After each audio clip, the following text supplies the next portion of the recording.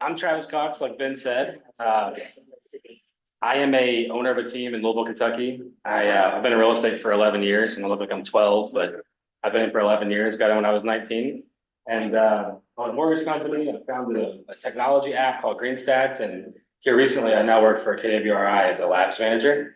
So I've got quite a bit of experience, and I've done too much stuff, to be honest with you.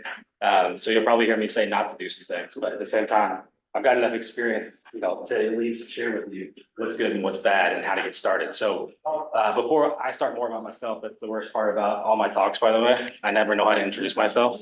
And someone made a slide for me that's not working now. Never mind. So before we start though, I want to know what's the experience level in the room? So under 2 years, you might raise your hand. Under 1 year? Under 6 months? 2 months? Sweet. Okay, cool. Most under at least a year, though, it sounds like. So getting started your first year, second year is, I think, simple. And that's going to sound crazy because it's pretty hard to do it, right? Getting started is super hard, but it's simple if you really dig down into what you're supposed to do. So one thing I like to say is do less more. And I heard it again yesterday when we were on the growth call, and Mark Willis, the new CEO of the company, said it like 5 times. So I was like, cool, I'm doing something right here. But do less more is important because when we first start, I think we all like to deal with our business cards, get on our website, make sure all the fancy things are buttoned up before we do anything, right? How many of you guys have done that? I did too. It's okay. But that's the first thing. That's actually the last thing I would do. So the number one thing, Ben, this isn't working, by the way. I'm not sure why. Not working. Oh, just kidding. Number one thing is, what's that? I had been before it work. Yeah, that's what it is. Number one thing is don't be a secret agent. So if you haven't told everyone that you know and their mom that you're in real estate, you've already messed up. That is absolute step number one. You don't have to say, I'm brand new, or you don't have to say, give me referrals. Simply call them and say, I've made an exciting move, got some really big goals. I need your help and support. I moved to real estate with Carolinas, or however you want to end that conversation. But that's the first sentence and the only sentence you need to say, because they'll carry the conversation from that. They do it every time. Why did you do that? You think you're gonna do well? You're crazy. There's a couple different reactions you'll get. I got a little bit myself. I got in with my dad when I was 19. He made me get into real estate. And I'll tell you a longer story about that, but he did. And I'm still here. But he made me, because I changed my major about 7 times in college and dropped out. And he was like, you're getting your license because I haven't. Perfect. I wanted to be a FBI agent or a writer, or fancy football expert, like everything else but real estate. But so my problem was I couldn't tell all of my sphere. My dad was my sphere. He had all the contacts, right? So who do I tell? And if I can go back today, I would still call his contacts and tell him that I'm in real estate because they are now inevitably working with me as he's kind of slowing down. But the same thing is to be true is I called all of my friends. They were all 19, by the way, so no one's buying a house just yet. Called all of my friends and told them to tell their parents that I'm in real estate or ask for their parents' numbers. Why not? I didn't want to do it though. Again, my dad made me get into real estate. So went through the first 4 months and had 0 success, by the way. 0 showings, 0 closings, nothing. And what I found was, obviously I wasn't doing real estate right, but number 2 is I didn't know how to have conversations with people just yet. 19, I talked too fast. I was stuttering every 5 seconds, by the way. Like it wasn't going to work for me at the time unless I found a system. So I sat next to this man named Jimmy Welch. Jimmy Welch had an office that he kicked the door open, put his feet on his desk, and called about 100 people a day. That's his entire day, every day. He was calling 100 people. But the man never left his office. So I was like, how are you selling houses? What's going on here? He had a system and people showed houses for him, and his team sold about 250 houses a year. But I listened for the next 3 months to Jimmy. I rented the cubicle next to him with my dad's credit card and listened to Jimmy for 3.5 months. And Jimmy, the amount of conversations I listened to that man have and understood how to now conversate with not just buyers, sellers, but friends, family, everyone was insane. That was pivotal. So number one lesson of that is find someone that's good at having conversations and listen to them. That's huge. Pivotal almost. And the whole time I was trying to develop a method. So I kind of modeled that for Jimmy's and someone else's. My method was simple. It was show up at 9 o'clock, get my call list together. By the way, if you don't have one, go to any agent in the office and ask them for a bunch of old leads they don't want. That's the easiest thing you can do to get a pile of leads that no one else wants. I guarantee you how many do you think? 20 agents in here who have a database of old leads they don't want to call Oh, I anymore? guarantee. Yeah. Yeah, I okay, cool. guarantee at least one. At least, so I went around and asked every agent in our office, give me all the old leads you don't want, I'll give you 30% referral fee. 5% more than normal, but some of them were like, hell, you can have them, I'm not even gonna call them. Just let me know if you sell one, congratulations. That was the sentiment, honestly, they didn't want them. And me not knowing any better, every lead was a good lead, I didn't have any leads, right? So all of them made sense to call. And now that I practiced for 3 months, listened to Jimmy, got my routine down, even though I wasn't calling anyone just yet, I would show up at 9, get my call list together for 30 minutes. So whether that was the first 90 someone gave me, the next 1,000 someone gave me, whatever that looked like, I'd get my call list ready for 30 minutes. And then I changed that script based on what they were. Were they old buyer leads? Were they old seller leads? Renters? I even called renters. You could try anything. So you got your script ready for the next 20 minutes or so. So we're 40 minutes into the day. The rest of the time between 9:40 and 12 o'clock is dialing the entire time. The entire time. 40 calls, it could be 60 calls, depending on how many conversations you have, you can get to 100. Just depends. But super targeted, nothing else but calling, just like Jimmy Welch was doing. I wasn't talking to friends. I wasn't doing anything else. I actually would put like little stickers around my chair, don't talk to me. It's important. You have to protect the time. So that's the second part of the day, right? So all you're doing is calling. And then I'd pick someone that knew more than me to go to lunch with every day. Every single day. 5 days a week. I'd pay for it. Dad's credit card again. I didn't have any money, but I paid for it. And pick someone smart. If you can't do it 5 days, do it at least 2 days. 2 days a week. Pick someone that you want to learn something from and ask them to go to lunch. They're going to be flattered. They're going to say yes. I promise you, it's okay. I would learn as much as I can there. I'd go back to the office. If I had CMAs to run, I'd run them for an hour. If I had inspection reports to talk to clients about, I would do that. If I had a listing to put on, I would get the input form ready. My busy work was between 1 o'clock and 2 o'clock. And then after that, I'd make another hour of phone calls to friends and family, whether it be asking for a referral, telling them I'm in real estate again, letting them know for the 5th time I'm in real estate. Doesn't matter. Another hour of just past client sphere of influence follow-up. And I used Facebook to do this, by the way. So let me get through this. Then move the Zoom thing real quick. So I just see the first thing here. Call 10 sphere of influence and or past client if you have them. But search through social media pages to connect with current events. I tell this story quite a bit. My agents hate when I do it because they've heard it a million times, but the first time I ever did this, one of my buddies had a baby and she was doing handstands in her crib and he posted it on Facebook.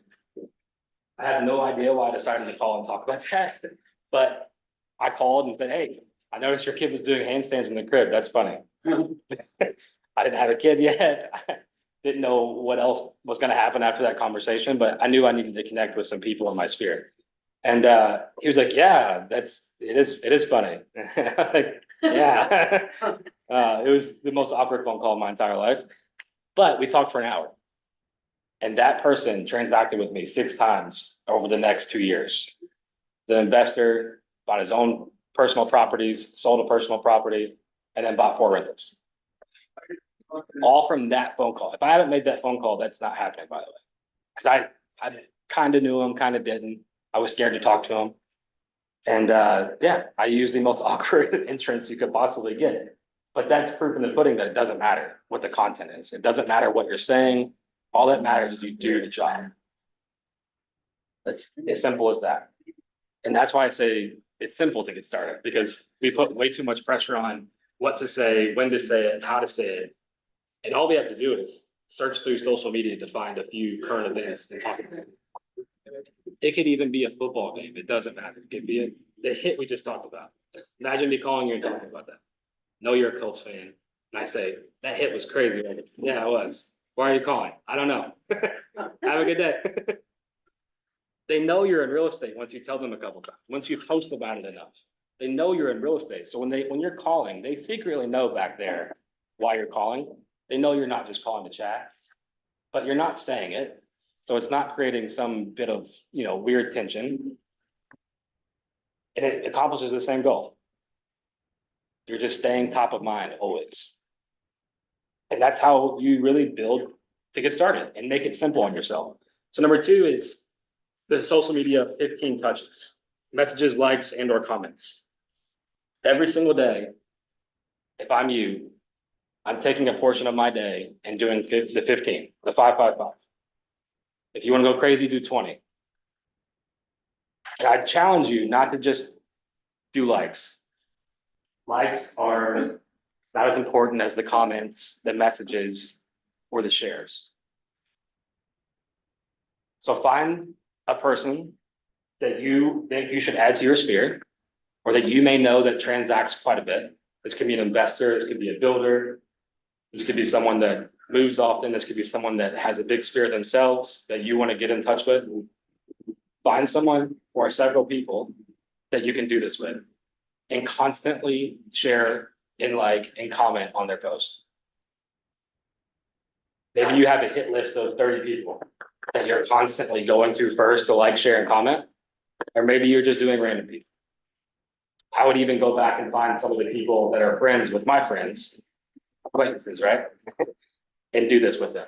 But 15 a day, I hate the word enough, but it's a good start. 15 a day is a good start. You'll be surprised at the amount of reactions and conversations you might get yourself into by doing this, by the way. So if you're afraid to call, start with this. It could be that same post I talked about with the kid doing the handstands. Message, that's hilarious. By the way, I'm in real estate. Just kidding. Again, the conversation doesn't matter. So the 15 touches are uber important. The third thing on here, the 20 conversations recorded in your CRM. We talked about that already. If you don't have a list to call, find a list to call. Figure out how you can call 20 people a day. If you really focus on it, it will not be that hard for you, I promise.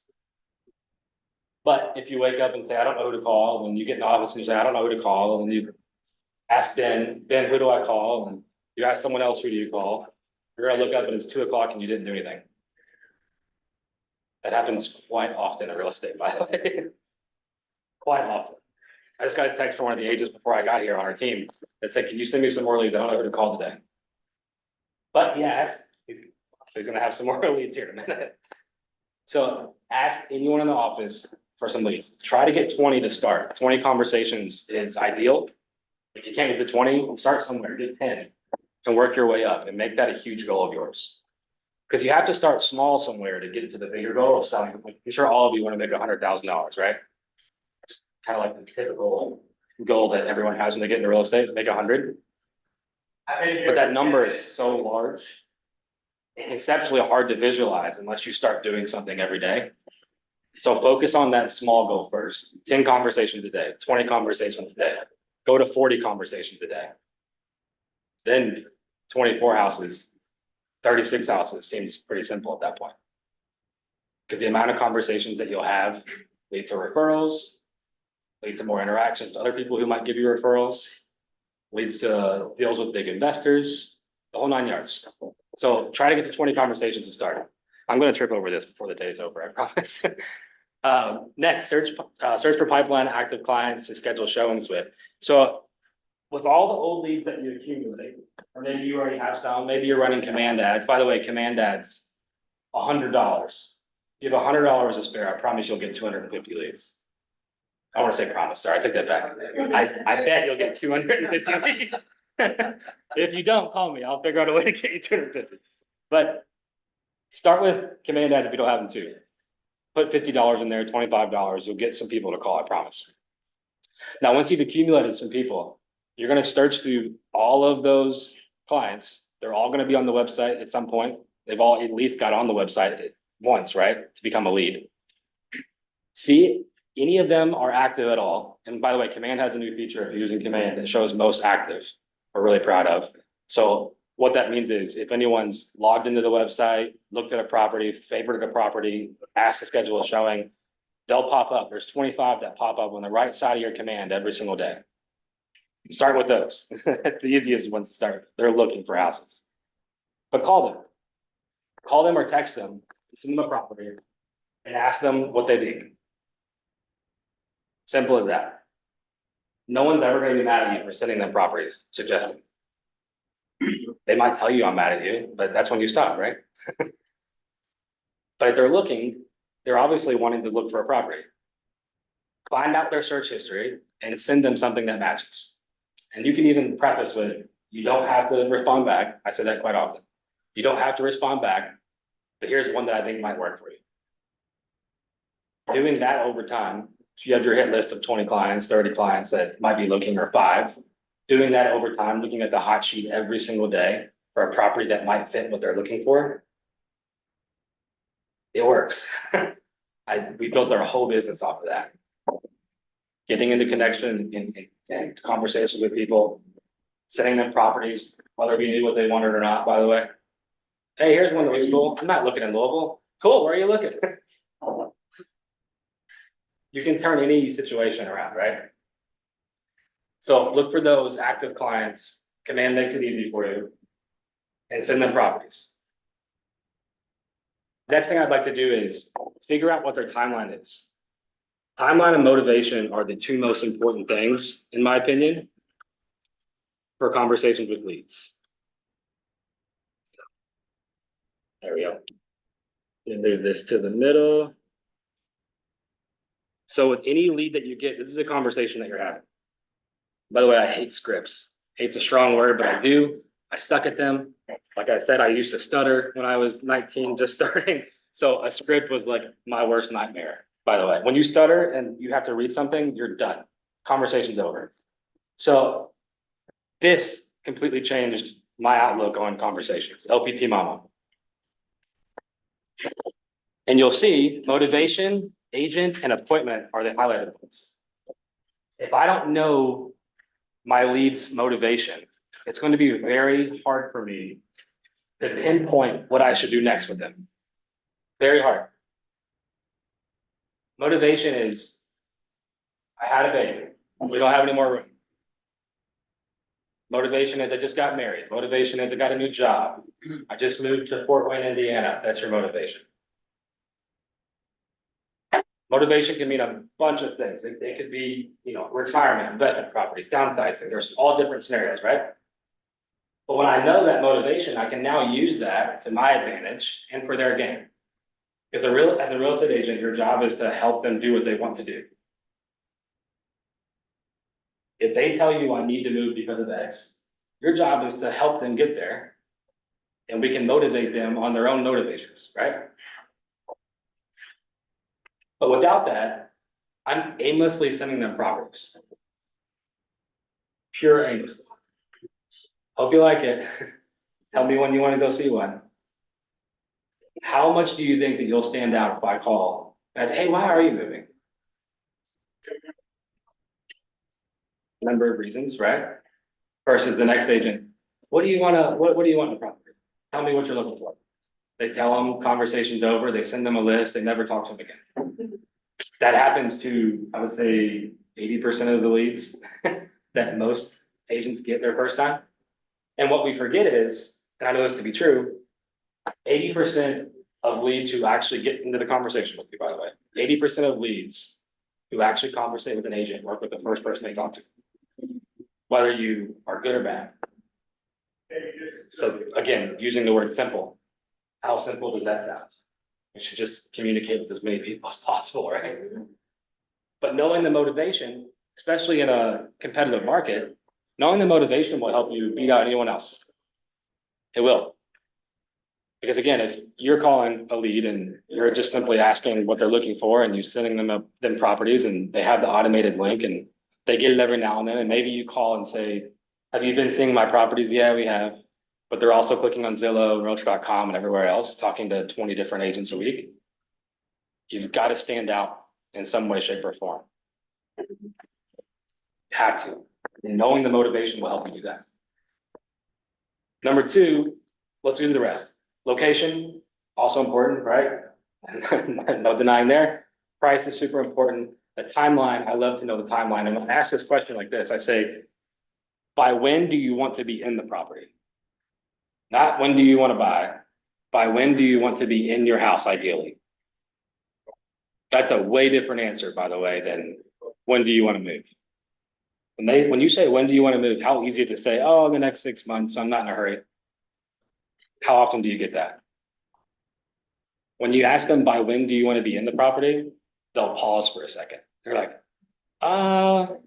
ideally, I'd like to be in by whatever date it is. It could be before school starts or after Christmas. I don't want to move on the holidays. And now you're learning more about their motivation as you're asking that.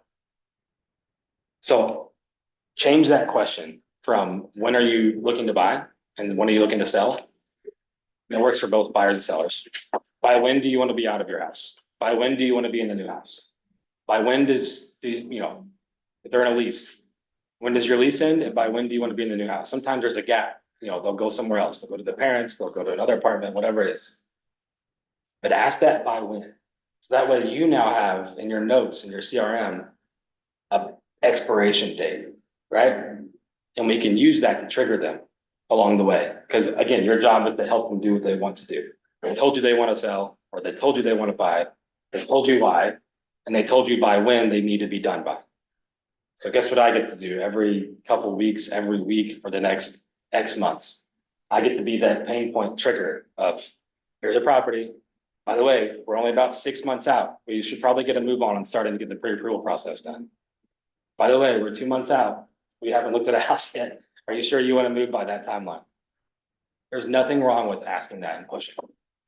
I said nudging, not pushing, but you're nudging. There's nothing wrong with that. And I promise you, it is much more appealing to work with someone who's doing that versus someone who's just sending a list of properties and hoping they like something and asking. And we all get away with it by saying, I work at your pace. You call me when you're ready. How many times do you hear that? A lot. How many times do you say it? I used to say it all the time, by the way. That was my moniker for my business. I work at your pace. You call me when you're ready. Not realizing that 100 other realtors have probably had a conversation with them in that timeline of you call me when you're ready, and they finally did.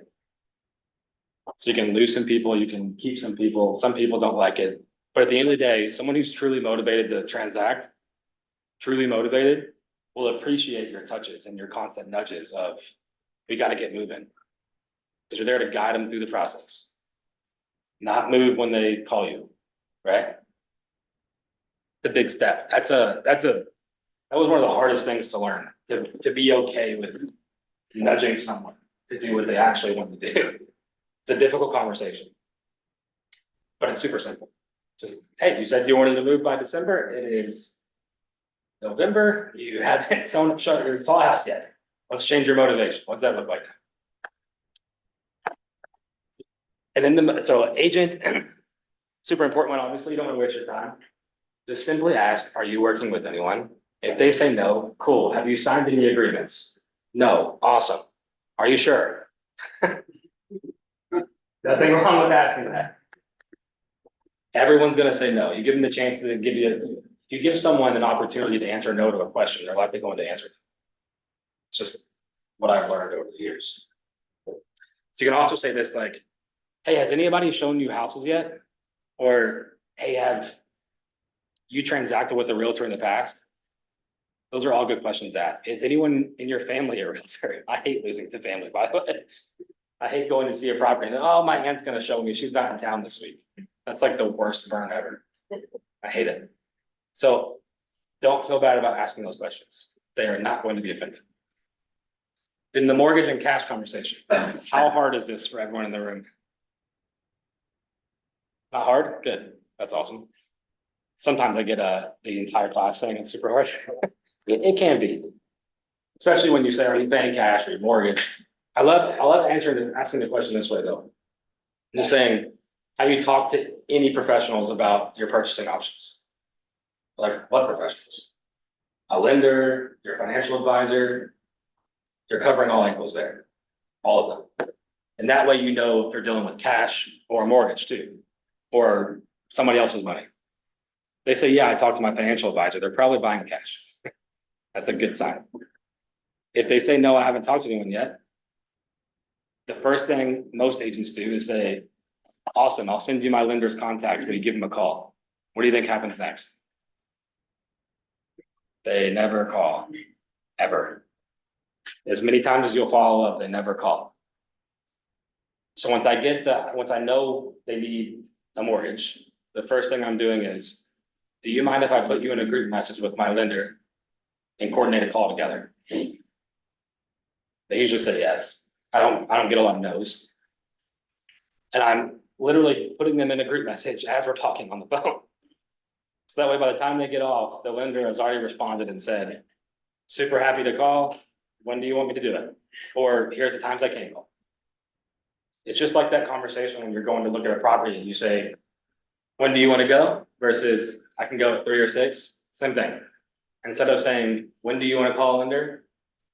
Tell them you're going to put them in a group message with one right now.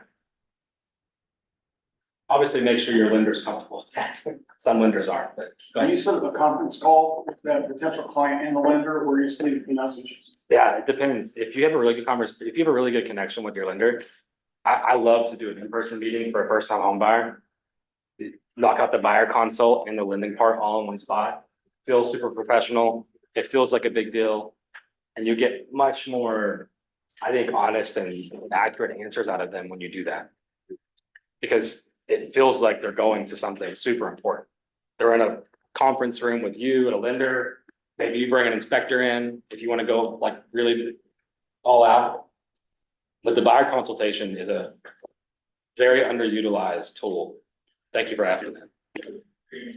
But if it's someone who's bought before, offer a group call, or if they don't want to be on the call with the realtor, you can even ask, say, are you comfortable with me being on the call? If not, no big deal. I don't want to be on a lot of them unless they're first-time home buyers. But yeah, definitely offer it and ask. Zoom works too. If you can't do in person, Zoom works just fine. I was thinking just to do the introduction, and then if they already told me I could stay on, I would, but if not, then I'll say, okay, here's the lender. I'll get back to you guys as soon as I hear what you're doing. Absolutely. That's perfect, I think. I think there's nothing wrong with that at all. So from there, you get the appointment. That's the number one thing. Whether they have a house they want to see, or it's a buyer consultation, a listing consultation, ask to get in front of them. And you can even say, hey, is there any house that's just like digging at you right now that you want to go to? Even if you can't, even if you're not pre-approved yet, whatever. I always give everybody one house. Some people are going to disagree with this, and that's totally fine. You don't have to do it. I always give everybody one house. So I tell them to pick their favorite one. It's within reason. Like, let's not go look at some crazy mansion if you're going to be looking lower than that. And let's not go look at a piece of land that you're not going to build just yet, right? So pick one that you really want to go see, and I'm going to handle the buyer consultation there. Even if they're an experienced buyer, I just want to get in front of you. The more you get in front of your client, the more you'll win. It's just true. I'd add to that too, like, I agree with that, give them one. Yeah. So they get a chance to know you. Yeah. Because if they don't talk to you in person yet, they don't know you, they don't trust you, they don't get a feel for you, like over the phone or through a text, they will, you're sitting there in front of them talking. That's right. We're all the same on the phone call. A little bit more agreeable to things that you suggest. Absolutely. Thank you for that. We're all probably saying the same things on the phone call. Somebody's gonna stand out and say something good. They might get it. The first person statistically usually gets it. But I like to think that the first person that gets in front of them always wins. Unless you colossally bomb the opponent. Usually getting in front of them, you win. Now it's your job to stay in touch with them the rest of the way, right? You can't just get in front of them and send them automated searches and hope that you got it. But at the same time, getting in front of them usually equates to a win. So whether they're ready right now, ready later, figure out what that motivation looks like and find the right time to ask for an appointment. If they say I'm buying next year, my motivation is that, you know, my apartment lease is up in 8 months, you don't need to meet right now, right? But you can at least get it scheduled tentatively for 3 months before the lease expires. Okay, do you mind if I follow up with you 3 months before your lease expires? So we can set a meeting to talk with our lender, so we can get you hooked up. And then we'll also go over what you're looking for. They're gonna say yes 9 times out of 10. And then any questions on LPT Mama, by the way? This is used for any conversation in real estate. It can be a seller, buyer, investor, doesn't matter. Going through this acronym helps you change the conversation for every single person and tailor it to them. So I can have a totally different conversation every single phone call with this. So any more clarifications? Good? Questions? No? Cool. All right. If you don't have a touch plan, copy mine or go find one that you like. This is the easiest way to get repeat and referral business time and time and time again. A lot of times you hear a 36 touch. You'll hear people say 100, mine's grown to 114 by the way. But this is the simple starter pack here. And 114 sounds ridiculous, but I'll explain here in a minute. So the easiest thing to do is to post a video on social media, right? Uh-oh. Did I do something?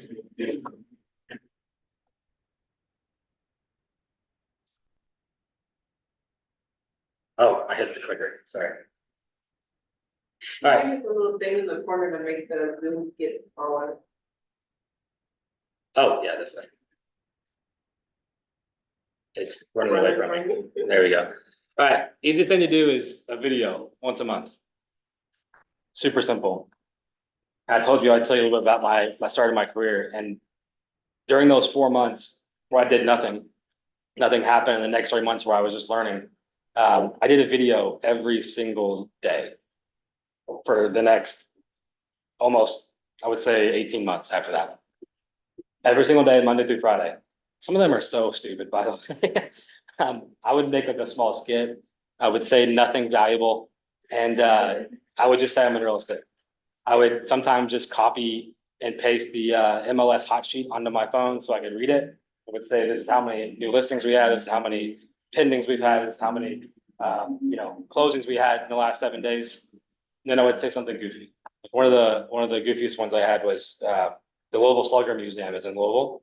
So there's a huge 4-story bat outside of the museum. This is really embarrassing, but I went up to the thing and I said, if you're looking for a realtor that swings with a big bat, give me a call. Turn around, the bat. So dumb, right? Love it. The video got about 6,000 views and it started a huge video campaign for me.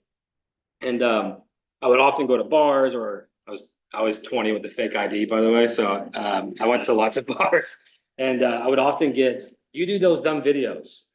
Like, that is me. Yes. I would give them a card, which is probably the worst way to meet a client at a bar drinking, but I would give them a card. And I ended up selling 35 houses that year. Did nothing for 3.5 months, nothing for 7 months, really. Unless my dad told me to go sell it, and really it was his transaction, not mine. But nothing for 3.5 months of my own career. And sold 35 houses the rest of the year. All from old leads and videos before videos were cool on Facebook. You couldn't even buy ads on Zillow at this time, by the way. Like, it was before all the really fun stuff happened with leads. So it was Trulia where we got most of the leads from. Trulia. And so the videos created enough conversations for me to where I would ask and go through what their motivations are, figure it out, ask if they had parents moving, tell them all I'm in real estate. And eventually people started calling me. My phone started to ring. But the video is a big step. So 1 video a week. It says 12 touches. That's a lot more than 12 touches. 1 video a week. The 10th of the month, do a giveaway.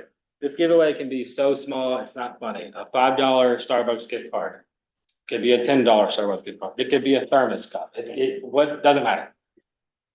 Post on social media if you don't have a big sphere of influence. If you do have a big sphere of influence, make it tight to them. Make it seem exclusive and then announce the winner on Facebook. I'm like, how did you get in that contest? Because you're in my sphere. So do a giveaway. You can do the reverse giveaways to where you have a Google form. Everyone has to fill out the form. You pick a winner. You can just collect a bunch of names. It really doesn't matter. Just do a giveaway and announce the winner on social media. I would do that every single month. That's a quick way to just, again, stay top of mind. A lot of these things aren't going to bring you clients immediately. Almost everything on this list is not going to bring you clients immediately. But everything on this list done consistently will. If you do it once and give up, you're defeating the whole purpose. So keep that in mind. The next thing, e-newsletter. There are so many newsletter templates on Canva, on Excel, like on KW Connect. There are so many.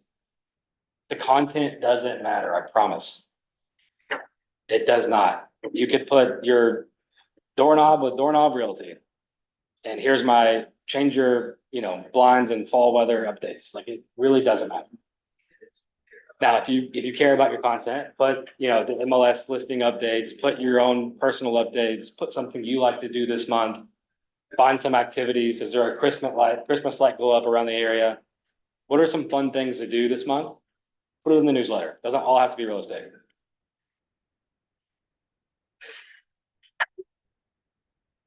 But don't stress about it. This can be like 4 paragraphs long. It could be 2 paragraphs. Put a picture of you and your family. Say happy holidays, move on. Doesn't have to be crazy. Quarterly newsletter mailed out. If you don't want to do this, I don't blame you. It's expensive sometimes. And if you have a large list, it gets to be a lot of work. One thing I like to do though is kind of a hack. It saved me a ton of money.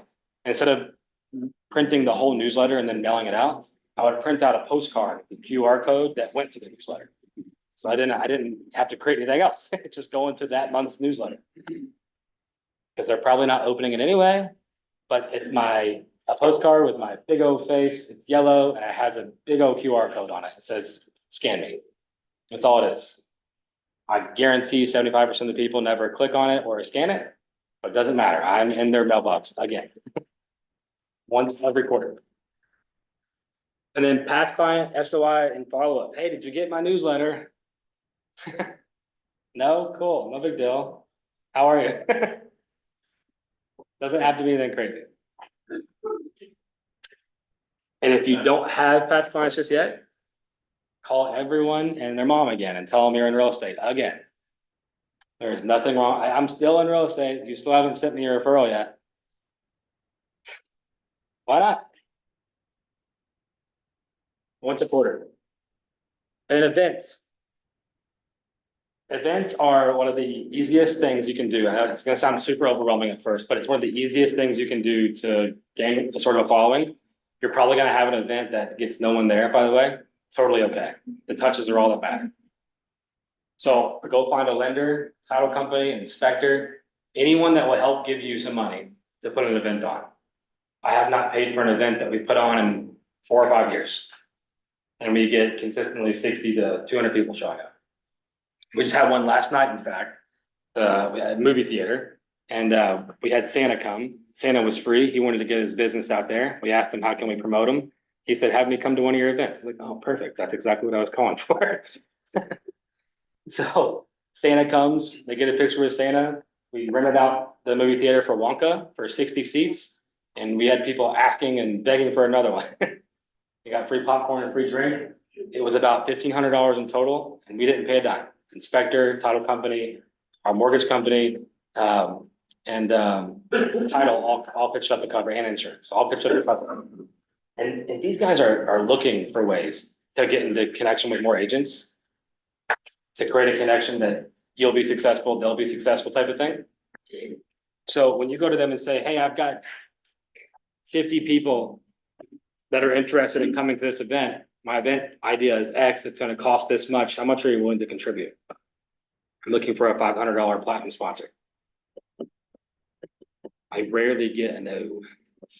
Rarely. So if you're worried about the money, promise you can get a majority of it covered by vendors. The cool thing about events are, you don't really have any respite issues. As long as you put their logos up. So with leads, vendors can't just go and give you 100% of the lead, right? They can't go out and cover your costs for all of your leads. But this is marketing. Totally different story. So much easier to get done. And the event doesn't have to be wild. You don't have to go all out and do a movie theater. You don't have to go all out and have some crazy circus. It can be as simple as there's a thing in our city called Dolly the Photo Bus. I'm sure there's something similar here. It's where the photo bus comes out and they park for 2 hours. You line up a bunch of people to do Christmas pictures and you're out of there. They don't really get anything. They just come to get a picture. It's professionally done and all you did was pay for the bus to be rented. It's called Dolly the Photo Bus. It's like a Volkswagen dressed up in Christmas. It's really over the top, but it's cheap and easy. And we've done that one several times. You can do a trunk or treat for Halloween and you can theme these up with the holidays, obviously, and make it super easy on yourself. But don't put too much thought and overwhelming thought into this. The events do not have to be mass produced. Having 15 people on an event is fine. In fact, I used to use football as my event almost every single week. So my sphere of influence, surprisingly, all likes football like me, thank God. And I would get a couple tables at Roosters and we'd watch the games on Monday night. The amount of referrals that came from that were disgusting. But we did it every Monday for the entire football season, 2 years in a row. That group has slowly dwindled as I've done other things now, but if I kept that group up, we would be at 3 or 4 tables pretty easily. We were at 2 tables every single Monday night. Say like that, something else, sorry, keep interrupting. No, you're good. Stuff. Doing events and you want to try to get the word out there more. We started doing this once we went to Angola and joined the Chamber of Commerce, but like all these like visit Fort Wayne right over here. You know, they want to know about events that are going on so they can blast it out to people and that would be, you know, probably free for you, just gonna give them something to add to their board. So Absolutely. don't be secret about that either. Try to go out to people that are in the positions that can get the word out for you. For sure. No, I appreciate that. That's awesome. I need to get that for myself. Cool. Any questions on events? Thank you for that. No? Good, cool. I like when there's no questions sometimes. I feel like I did a good job. If I didn't, let me know. All right, actionable calls. We talked about this a little bit already. But when you're liking or commenting on someone's Facebook post for happy birthday, you are in a big mess of people doing the same thing. You do not stand out at all. You're not getting any extra love. Your comment could be super nice and sweet, but I promise you they have 50,000 others. How different is it to receive a call on your birthday? Hey, happy birthday. Hope you have a good day. Totally different. Anyone you're looking to be in business with, anyone you already are in business with, that's a must. A personal touch. Same thing for anniversaries, home anniversaries. If you know their kids' birthdays, if you know their dog birthday, that's like if you know that, 1,000,000 kudo points, by the way. They will love you forever. I did that one time only because I heard someone else did it. And someone told me, just so happened to tell me they just got a dog and it's 5 weeks old. So I put it in my calendar. The next year I called them when the dog was supposedly 1 week old. It's like, happy birthday to your dog. I sent you a gift. They were like, who are you? This is so weird, but thank you so much. It was one of the coolest conversations I had, but you don't have to go that far.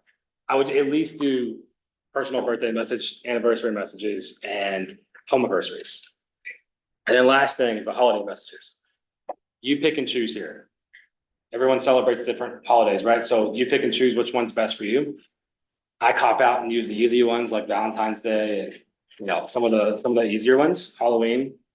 But pick the ones that are most comfortable for you and send them a message.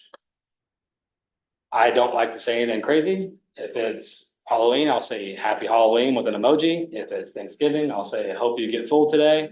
Have a good day. Doesn't have to be crazy. And just put your name. Oh, I forgot to say this earlier. I would 1000% change your contact in your phone to your name, realtor. It looks like this. I hope I can share it, or I'm gonna walk around there and show you. Travis Cox realtor. Just all capital letters, realtor. That way, every time I share my contact, it shows up there. Every single time. So when I'm texting them, I told you I'm gonna trip. So I'm texting them, hope you get full day on Thanksgiving, and they see Travis Cox Realtor under it, they see Travis Cox Realtor as my saved contact. It's just another reminder, again, that I'm your realtor, especially around the holidays when people are talking about moving, perfect timing, right? Number one thing. What questions do we have? How do you do that? Go to your contacts, your phone notes. Search.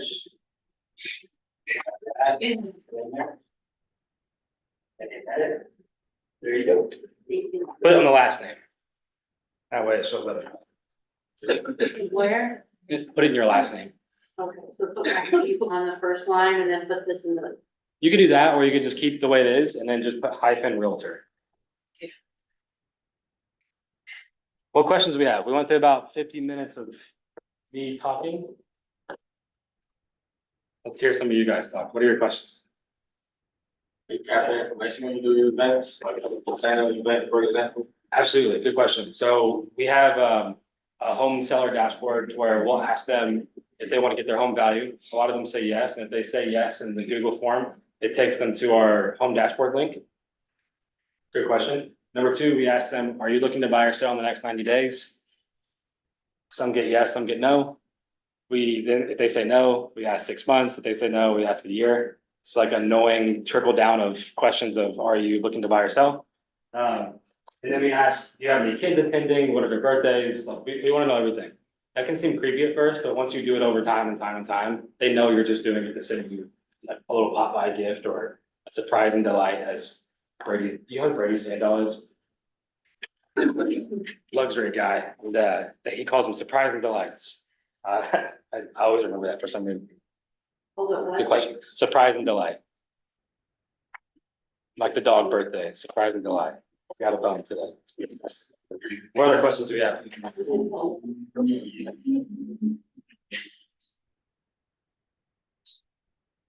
Any more? No? Is that helpful? Hope so? Yeah. Cool. Good.